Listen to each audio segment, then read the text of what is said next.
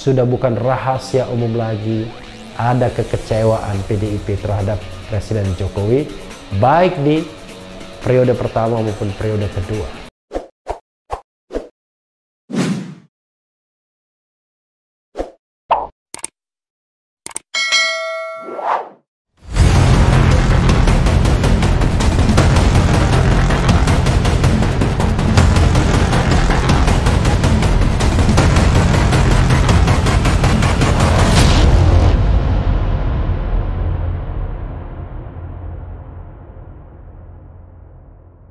Assalamualaikum warahmatullahi wabarakatuh, Sobat RH sekalian. Jumpa lagi kita di channel yang keren ini, Keren Cadas.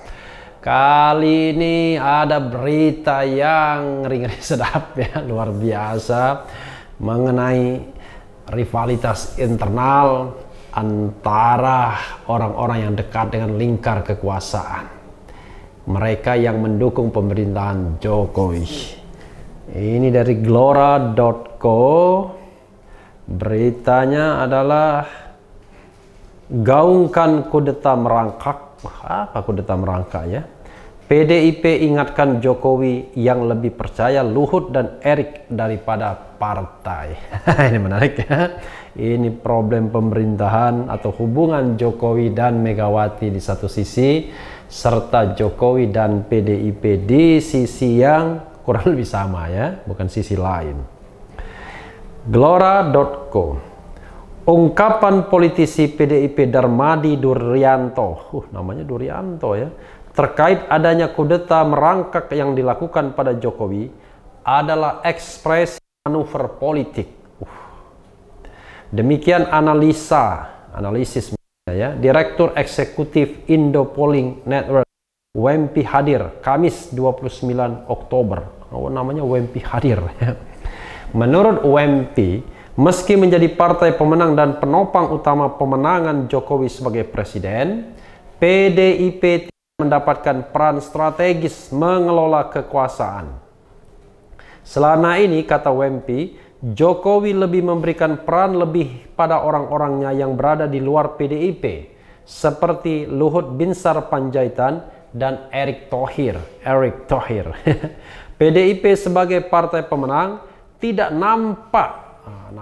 tidak tampak mestinya perannya oleh Jokowi, mulai komposisi menteri, peran di lembaga negara, padahal kan beban partai penguasa bagaimana ideologi yang diemban partai terdeliver menjadi kebijakan negara, kata WEMPI Kamis 29 Oktober. PDIP dalam analisis ya, WEMPI sedang melakukan bargaining politik pada Jokowi dan orang-orangnya. Tujuannya adalah untuk membangun suatu kompromi politik. Pernyataan itu Darmadi soal kudeta merangkak bagian dari manuver untuk membangun kompromi politik agar ada keseimbangan kekuasaan. Jokowi harus tahu itu karena tanpa PDIP tidak mungkin jadi presiden, kata WEMPI. Ya mungkin juga jadi presiden ya, tetapi sulit mungkin ya.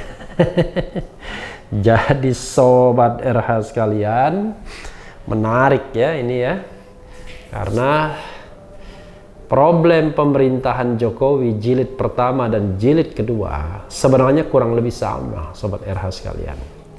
Pada jilid pertama ada ungkapan yang dikenal dengan trio macan, orang-orang yang dekat lingkar Jokowi, yaitu 3 orang. Sama kurang lebih ya. 1, Luhut Binsar Panjaitan yang waktu itu menjadi kepala staf presiden KSP. 2, Rini Sumarno yang menjadi menteri badan usaha milik negara ya. 3 adalah Andi Wijayanto yang pada waktu itu menjadi sekretaris kabinet. 3 orang ini berusaha ditumbangkan oleh kekuatan PDIP sesungguhnya dengan berbagai cara ya, yang tentunya legal secara politik. Rini Sumarno misalnya melalui angket Pelindo 1, di mana keputusan atau kesimpulan atau rekomendasi angket itu adalah agar presiden menggunakan hak prerogatifnya untuk mengganti Rini Sumarno.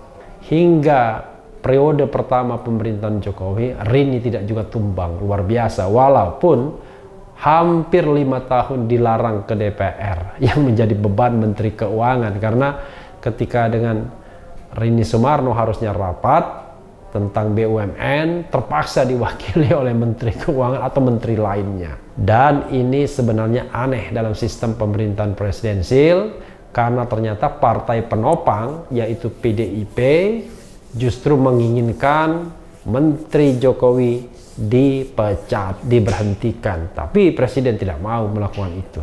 Ya, sederhana analisisnya waktu itu Sobat Era sekalian, karena Rini Sumarno sama seperti posisi Erick Thohir saat ini menjadi orang yang sangat berjasa dalam pemenangan Presiden Jokowi. Salah satu analisisnya adalah di tingkat fundraising ya. Itulah sebabnya diberikan 2 jabatan empuk sebagai ketua tim transisi pertama, dan yang kedua adalah sebagai Menteri Badan Usaha Milik Negara. Dalam perjalanan 5 tahun tersebut, Menteri Rini tidak pernah bergeser di posisinya.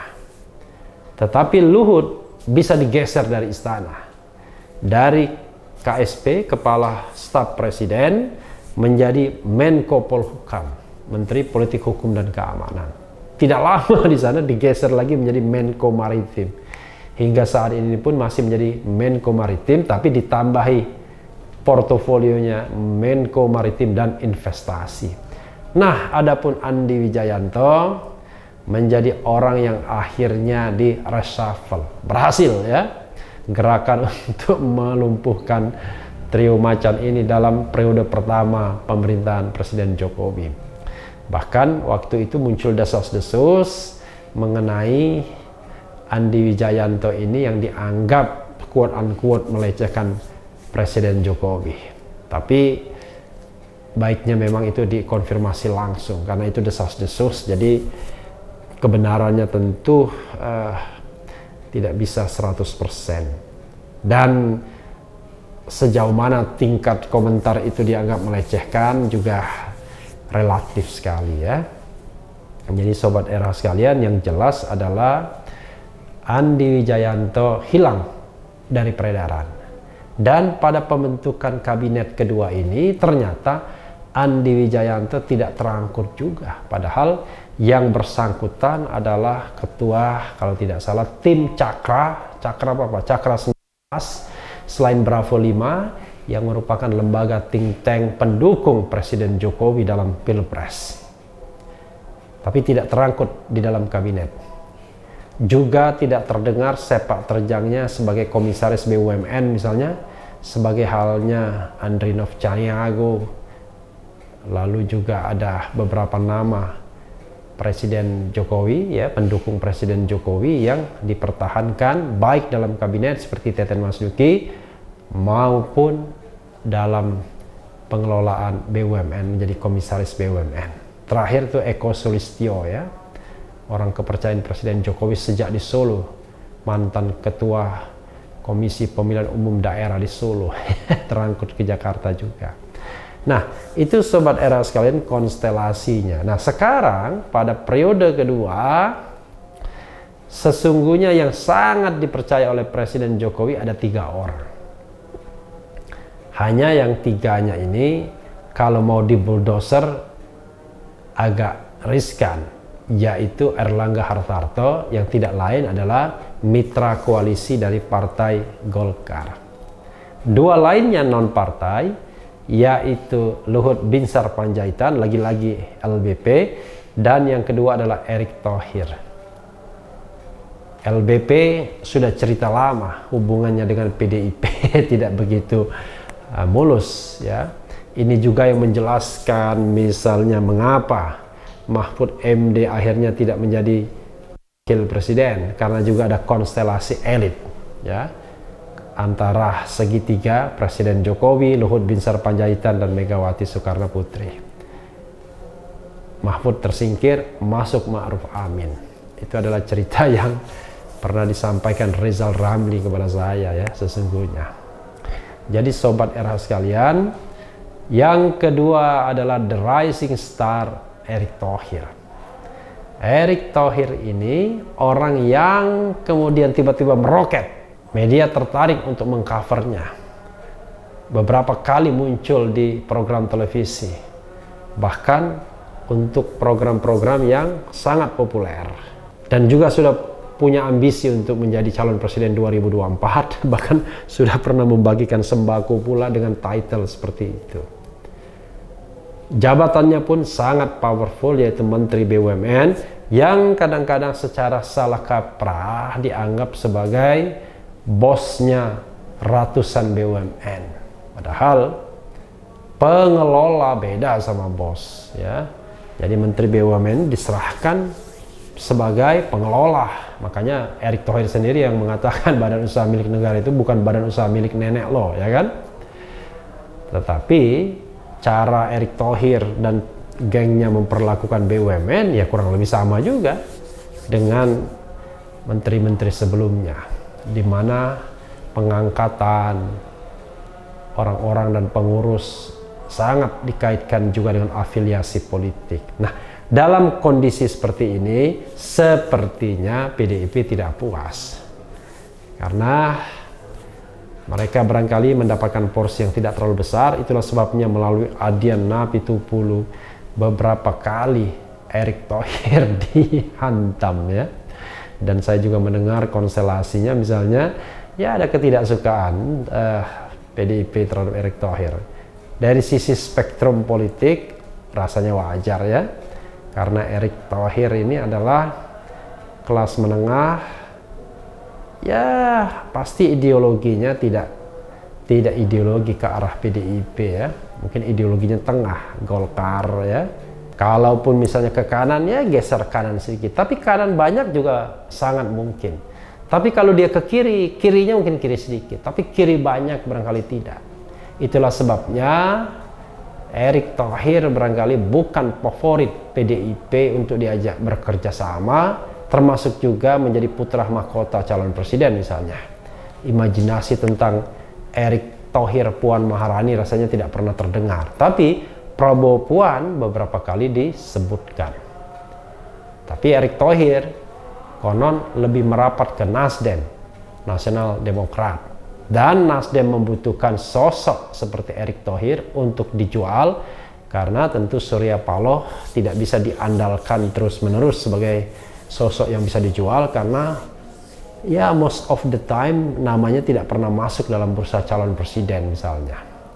Jadi perlu orang seperti Erick Thohir. Dan itu juga yang menjelaskan kenapa P3 membutuhkan orang seperti Sandi Uno untuk dijadikan ketua umum, karena dia juga masuk bursa calon presiden. Erick memang belum, tapi paling tidak sudah ada intensi ke arah sana, dan paling tidak untuk bargaining posisi wakil presiden misalnya bukan tidak mungkin.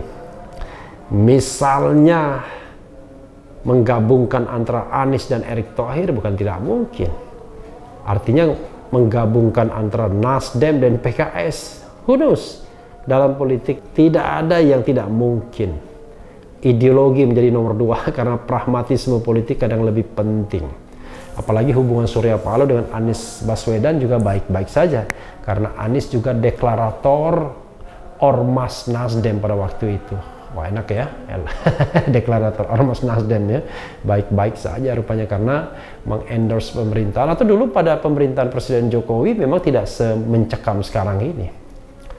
Kalau sekarang kan agak mencekam ya, yang berbeda pendapat dengan pemerintah atau pemerintahan itu ada peluang untuk dipersekusi, ada peluang untuk dikriminalisasi dan lain sebagainya dan lain sebagainya. Jadi sobat RH sekalian, sudah bukan rahasia umum lagi ada kekecewaan PDIP terhadap Presiden Jokowi baik di periode pertama maupun periode kedua. Hanya masalahnya adalah Presiden Jokowi ini adalah telur emas. Apa istilah baiknya ya? Artinya tidak mungkin dia dibuang begitu saja oleh PDIP. Kalau PDIP mau menjauh dari Presiden Jokowi dan menjadi oposisi, maka PDIP tidak mendapatkan kompensasi apa-apa. PDIP keluar, akan banyak partai yang akan masuk, kira-kira begitu ya.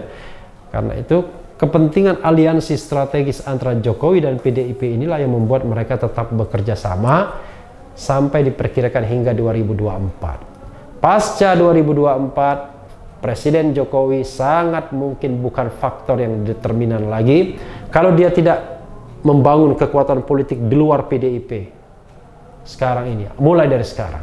Tapi kalau dia tidak membangun kekuatan politik dan hanya mengikuti PDIP saja, ya sebagai bentuk penghargaan misalnya, karena sudah dianggap sebagai kader PDIP dan petugas partai, maka 2024 Presiden Jokowi bukan menjadi sosok yang determinan karena tidak punya kekuasaan real dan juga tidak punya elektabilitas lagi karena tidak bisa lagi mencalonkan diri.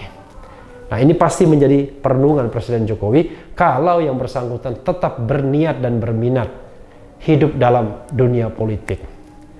Kalau mau pensiun seperti Presiden B.J. Habibie, ya bisa jadi menjadi pandito, tidak ikut cawe-cawe.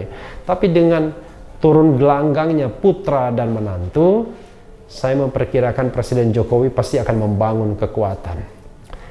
Dan 4 tahun sisa pemerintahan ini akan sama, diwarnai bargaining position antara Jokowi dan PDIP serta Megawati. Misalnya dalam isu reshuffle, sudah pasti.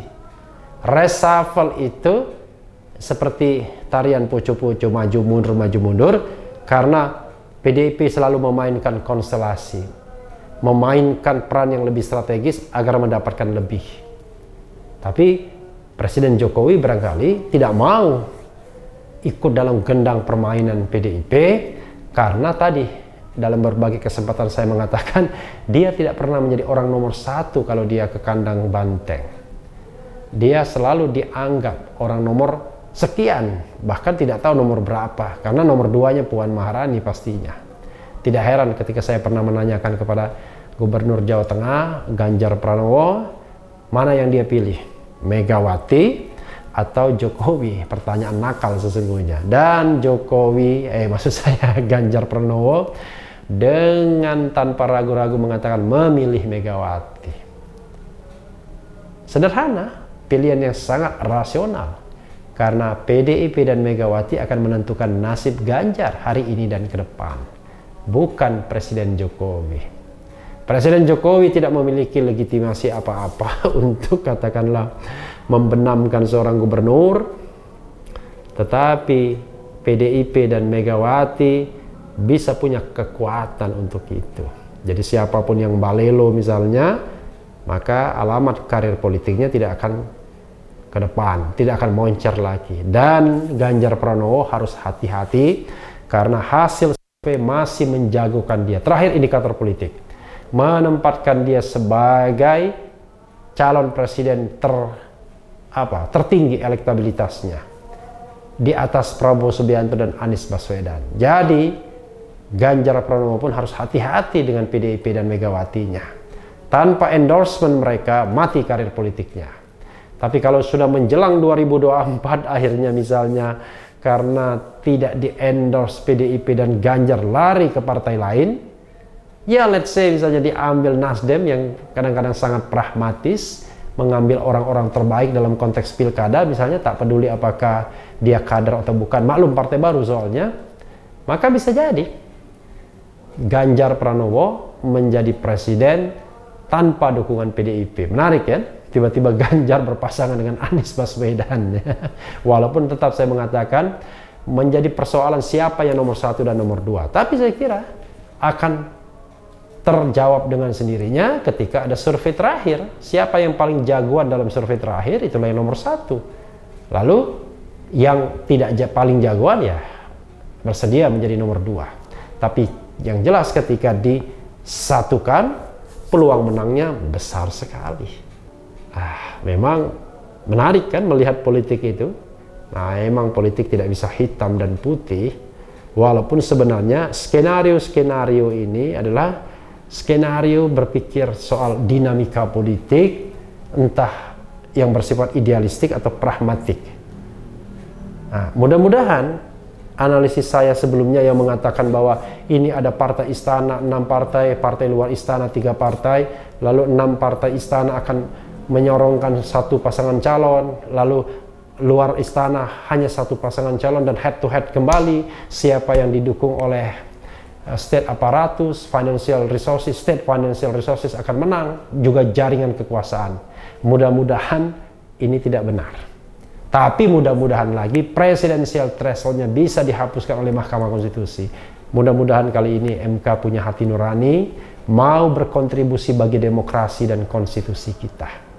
Sobat RH sekalian, kita tunggu bagaimana dinamika hubungan antara PDIP Megawati dan juga elit-elit PDIP yang gerah dengan hubungan Presiden Jokowi dengan elit-elit partai lain, atau elit-elit non-partai seperti Luhut Binsar Panjaitan dan Erick Thohir. Memang yang tidak bisa dibohongi adalah chemistry. Sering sekali orang tidak paham bahwa bekerja sama itu membutuhkan chemistry. Dan chemistry juga bisa dikaitkan dengan loyalty atau loyalitas. Presiden Jokowi barangkali berpikir kalau terlalu banyak mengakomodasi orang-orang PDIP, belum tentu loyalitasnya kepada mereka, kepada dia. Karena setiap ditanya orang PDIP, baliknya juga ke kandang banteng, baliknya ke Teguh Umar, bukan ke istana. Ya seperti pertanyaan kepada Ganjar Pranowo tadi. Jadi ya dia lebih membutuhkan orang-orang yang dia bisa percaya 100% dan akan loyal ke dia, walaupun dalam politik nggak ada yang loyal ya Sobat Era sekalian. Politik adalah kepentingan. Hari ini kepentingannya sama, chemistry-nya sama, jalan, go ahead. Tapi besok ketika kepentingannya berbeda, maka bisa berbeda pula. Dan konstelasi seperti dunia persilatan bisa tangan menjadi kaki, kaki menjadi tangan, bolak-balik ke sana kemari. Yang penting tetap di channel ini, karena di channel ini Anda akan dirayu, ditipu, dibaperin, dicecar, diuber pula di jalur khusus. Karena channel ini adalah channel yang mengancam, memeras, dan membenci. Jangan lupa subscribe, like, comment, and share. Cheers.